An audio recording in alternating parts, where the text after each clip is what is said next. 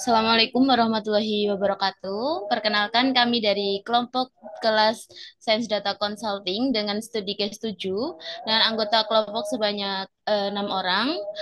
Bisa di next.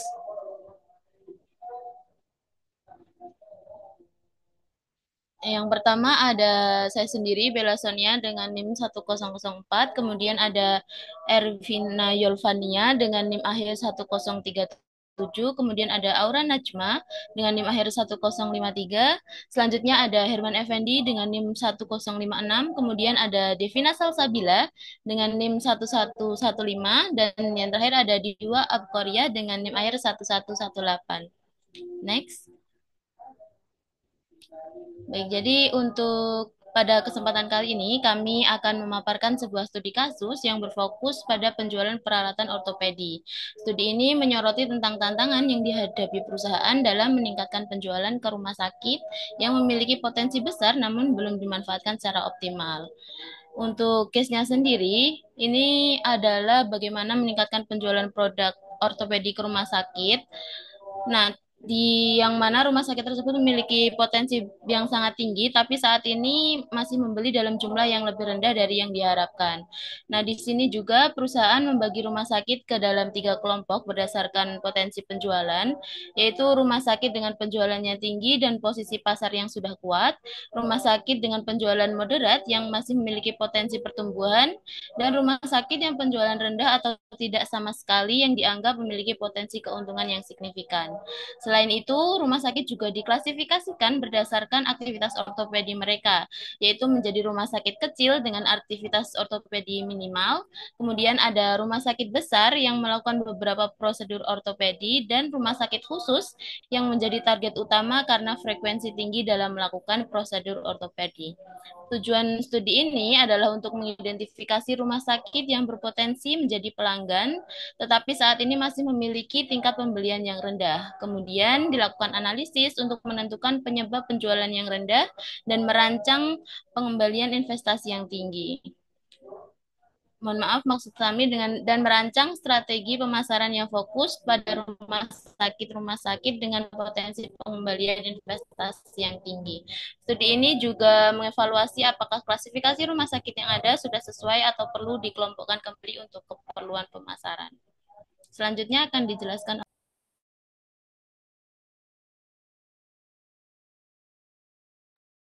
Kasus ini diselesaikan dengan sejumlah langkah-langkah, dan langkah yang pertama adalah proses data mining.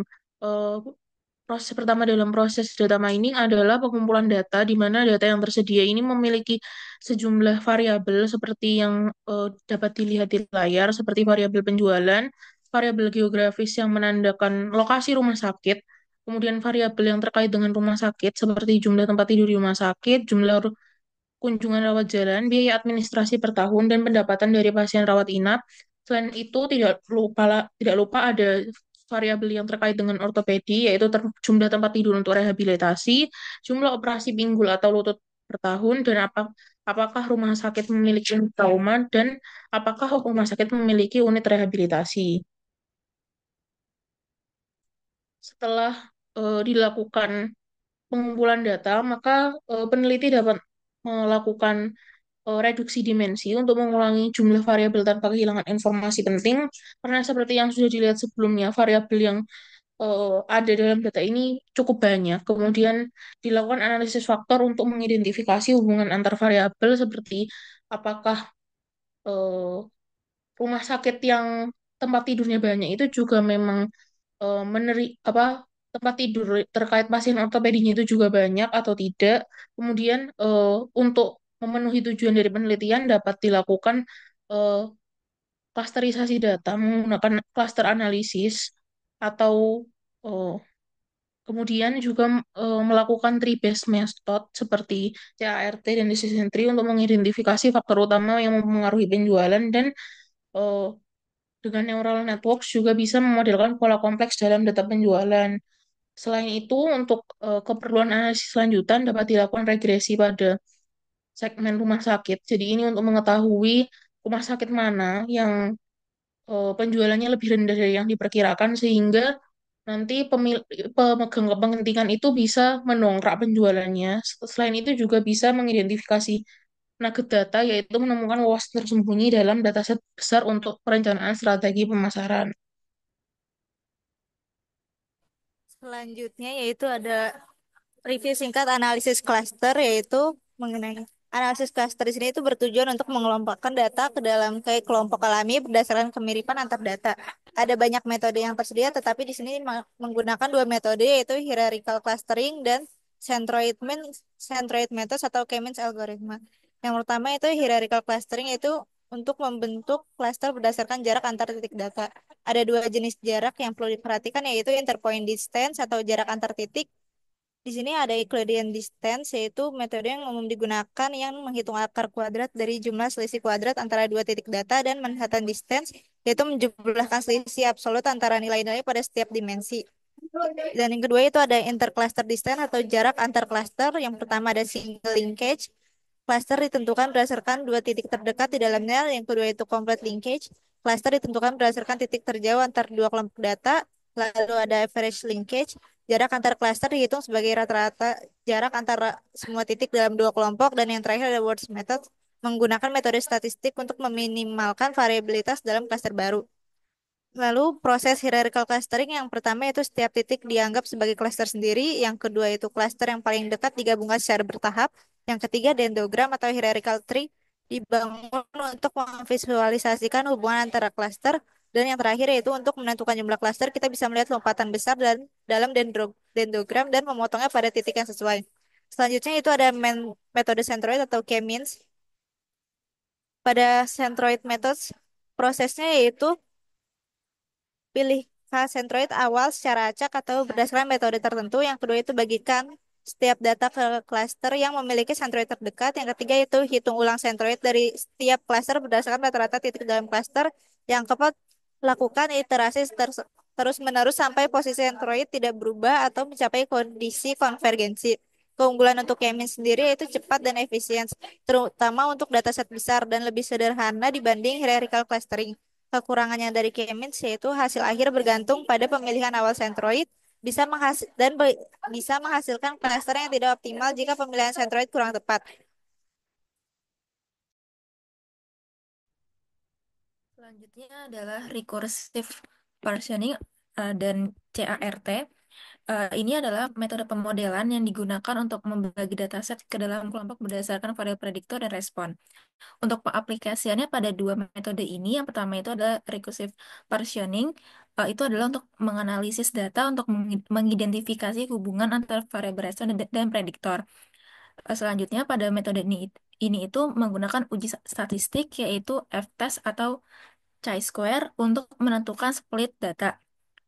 Lalu yang ketiga itu adalah menentukan aturan berhenti berdasarkan nilai P untuk menghindari pemisahan yang tidak signifikan. Selanjutnya itu adalah aplikasi untuk model CART. Yang pertama itu adalah untuk mengembangkan pohon keputusan dengan membagi dataset berdasarkan aturan pemisahan terbaik. Lalu yang kedua itu adalah menumbuhkan pohon tanpa batas hingga ukuran node minimum. Lalu yang ketiga itu adalah pruning pohon untuk menghindari overfitting dengan menggunakan metode validasi silang untuk menemukan kompleksitas optimal. Next. Selanjutnya adalah langkah-langkah analisis pada kasus ortopedi ini. Tujuannya itu adalah untuk mengidentifikasi rumah sakit dengan konsumsi tinggi terhadap peralatan ortopedi untuk untuk eh, memiliki penjualan yang rendah dari perusahaan. Langkah-langkahnya itu yang pertama itu adalah pemilihan sampel, yaitu dari sekelompok negara dengan mengambil rumah sakit sekitar 300 sampai 500. Yang kedua itu adalah variabel reduksi, yaitu menggunakan metode PCA untuk merangkum informasi dari variabel demografis. Yang ketiga itu adalah dengan pendekatan data mining dengan menggunakan clustering dan CART yang digunakan untuk menemukan pola dalam data. Yang keempat, yang keempat itu adalah CAS code untuk analisis awal yang digunakan untuk eh, pembersihan data, eksplorasi variabel, serta proses segmentasi dan reduksi data. Next.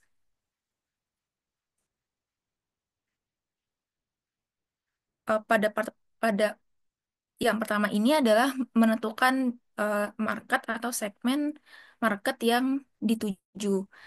Yang pertama itu adalah pemilihan data relevan dengan memilih negara bagian lebih dari 300 rumah sakit yang fokus pada rumah sakit dengan konsumsi tinggi dengan penjualan rendah.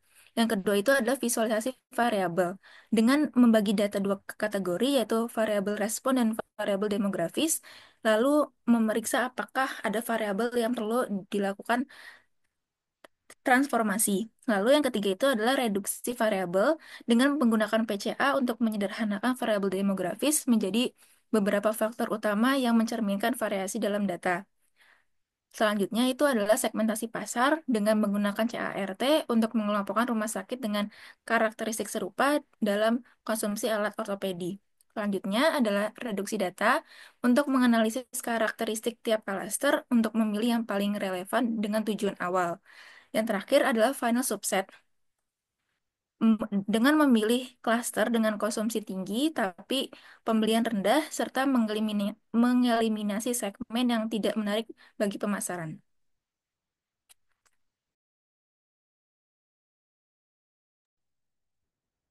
Selanjutnya, bagaimana kita bisa mengidentifikasi rumah sakit dengan potensi penjualan tinggi tetapi realisasi rendah? Seperti yang sudah dikatakan sebelumnya, analisis ini menggunakan metode data mining untuk mengevaluasi penjualan peralatan ortopedi di berbagai rumah sakit. Pendekatan analisis yang digunakan adalah cluster analisis untuk menggunakan metode WARD untuk mengelompokkan rumah sakit berdasarkan karakteristik tertentu. Kemudian, regression analysis digunakan untuk mengukur potensi penjualan dan mengidentifikasi rumah sakit dengan low sales but high potential. Dan langkah-langkah yang dilakukan adalah mengelompokkan rumah sakit berdasarkan jumlah tempat tidur, pasien rawat jalan, jumlah admisi, dan tingkat pemakaian alat kesehatan. Kemudian mengestimasi potensi kenaikan penjualan berdasarkan model regresi. Dan yang terakhir adalah menganalisis segmen dengan performa terbaik dan yang masih memiliki potensi peningkatan. Next.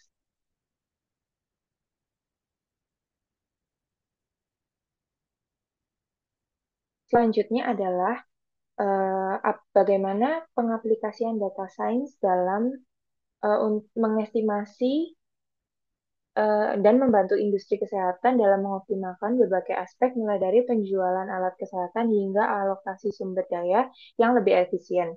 Berikut adalah 3 aplikasi utama dari analisis data ini. Yang pertama adalah optimalisasi penjualan dan distribusi alat kesehatan. Yang pertama menggunakan segmentasi pasar dengan clustering untuk membagi rumah sakit ke dalam beberapa segmen berdasarkan variabel seperti jumlah tempat tidur, jumlah pasien, tingkat pemakaian alat kesehatan, dan jumlah prosedur ortopedi yang dilakukan. Kemudian prediksi penjualan dengan machine learning untuk memprediksi rumah sakit mana yang memungkinkan kemungkinan besar akan meningkatkan pembelian alat ortopedi dan optimasi distribusi dengan big data untuk memungkinkan perusahaan untuk menyesuaikan strategi distribusi dan pemasaran berdasarkan lokasi dan kebutuhan rumah sakit. Kemudian efisiensi operasional rumah sakit. Yang pertama adalah analisis pola penggunaan alat kesehatan menggunakan time series analysis untuk melihat tren penggunaan alat kesehatan dalam jangka waktu tertentu. Yang selanjutnya optimasi anggaran dengan forecasting untuk mengalokasikan anggaran lebih efisien, membeli alat yang benar-benar dibutuhkan dan menghindari pemborosan. Dan yang terakhir, automasi pengelolaan inventaris untuk mengurangi resiko kekurangan atau kelebihan stok, serta menjadwalkan pemeliharaan alat kesehatan secara otomatis. Untuk aplikasi yang terakhir, yaitu keputusan berbasis data untuk investasi di sektor kesehatan. Yang pertama adalah identifikasi wilayah dengan kebutuhan tinggi, bisa digunakan oleh pemerintah untuk mendistribusikan anggaran kesehatan secara lebih tepat sasaran. Kemudian analisis tren pasar untuk investor agar dapat melihat resiko dan potensi keuntungan dari setiap keputusan investasi. Dan yang terakhir adalah simulasi investasi dengan data science. Dapat membuat keputusan untuk pemerintah berbasis data untuk meningkatkan efisiensi dan efektivitas layanan kesehatan. Dalam pendekatan ini menggambarkan bagaimana data mining dapat membantu meningkatkan efektivitas strategi bisnis dalam dunia kesehatan. Dengan berkembangnya AI dan teknologi sains data, analisis seperti ini dapat ditingkatkan ke skala lebih besar dengan pendekatan otomatisasi dan model prediktif berbasis deep learning.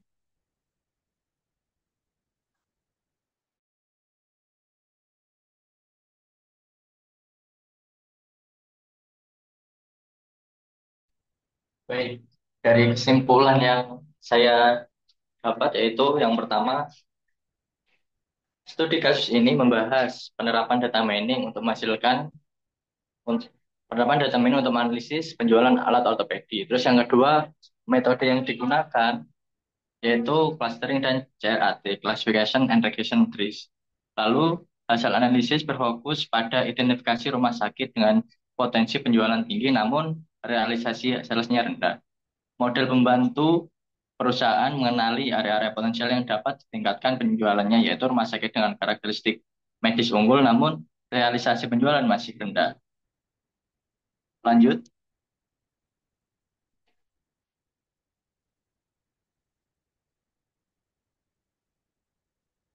Nah, ini merupakan refleksi dan pandangan kami sebagai mahasiswa sains data dalam memahami buku ini.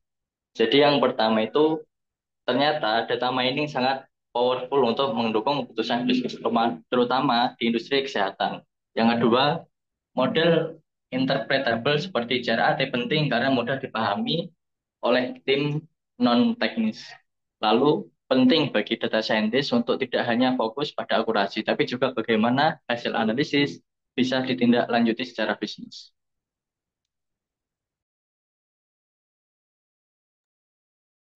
Apabila case ini diubah menjadi data science project, mungkin eh, tujuan dari projectnya bisa mengarah ke analisis faktor yang mempengaruhi penjualan peralatan ortopedik, seperti yaitu jumlah tempat tidur rumah sakit, jumlah operasi atau keberadaan unit rehabilitasi, dan model juga bisa dibangun untuk memprediksi penjualan masa depan. Selain itu juga bisa ditemukan segmentasi pasar yang berbeda berdasarkan data rumah sakit, seperti rumah sakit dengan lebih banyak pasien rawat inap versus rumah sakit dengan banyak pasien rawat jalan. Dan seperti yang ada di kesimpulan, tentunya sebuah proyek itu tidak hanya sebuah proyek, tetapi ada tindak lanjutnya. Dan tindak lanjut yang mungkin dilakukan adalah membuat rekomendasi berbasis data untuk menentukan segmen rumah sakit dengan potensi pasar lebih besar bagi tim pemasaran di rumah sakit, dan membuat dashboard interaktif menggunakan tools mungkin seperti Tableau atau Power BI untuk visualisasi hasil analisis penjualan dan segmentasi pasar.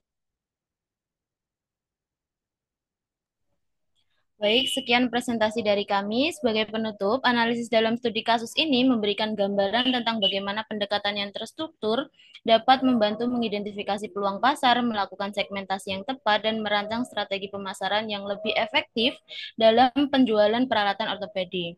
Semoga pemaparan ini bermanfaat dalam memahami penerapan analisis data dalam dunia bisnis. Terima kasih atas perhatian dan waktunya. Kami sangat terbuka untuk diskusi dan masukan lebih lanjut. Sekian, wassalamualaikum warahmatullahi wabarakatuh.